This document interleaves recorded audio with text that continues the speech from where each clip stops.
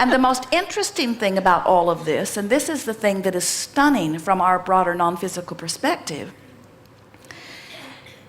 The Secret movie tells a story about knowledge being suppressed. That's sort of the basis of The Secret, that there are laws and things that you have not been allowed to know.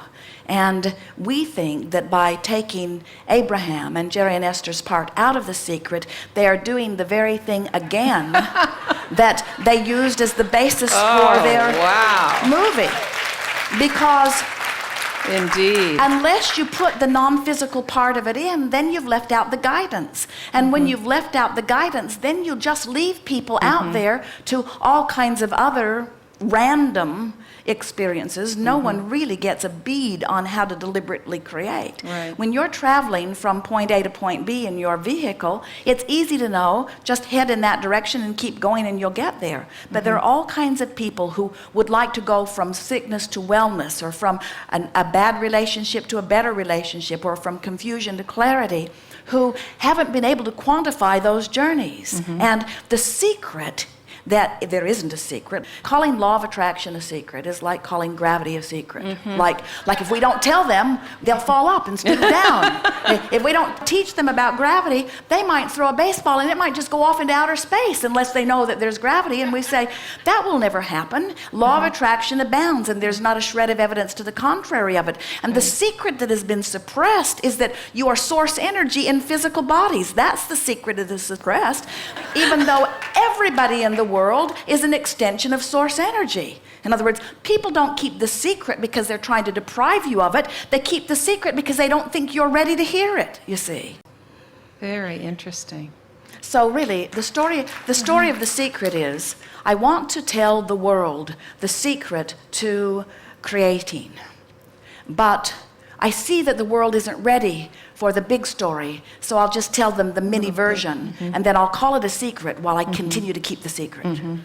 That's basically what happened. There was nothing about it that wasn't perfect in the mind of the woman who produced it, and it became a global phenomenon. In other words, more people are seeing that film than what's being broadcast in many other places. The book, The Secret, has been on the bestseller list, on the New York Times list, ever since. And the only reason it is there, because it's not that good.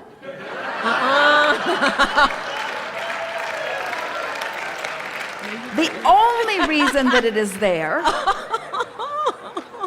is because she wants it to be there, she expects it to be there. Are you hearing what we're getting at?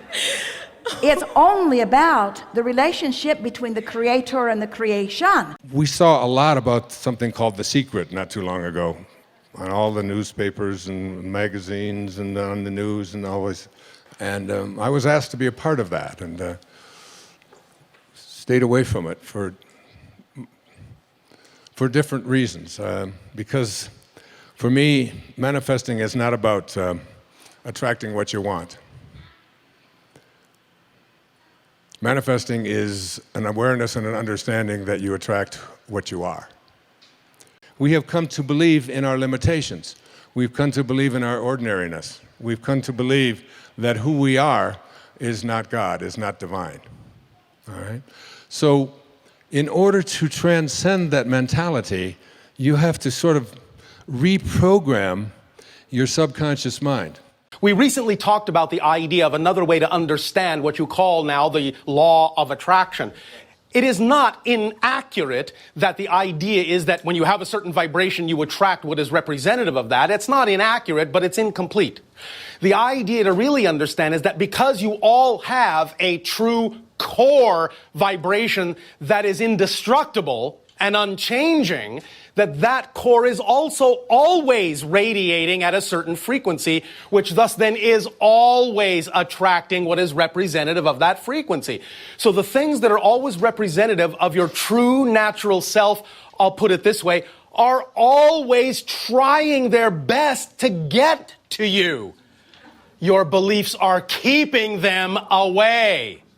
The things that are not vibrationally compatible with your core are always doing their best to try and get away from you.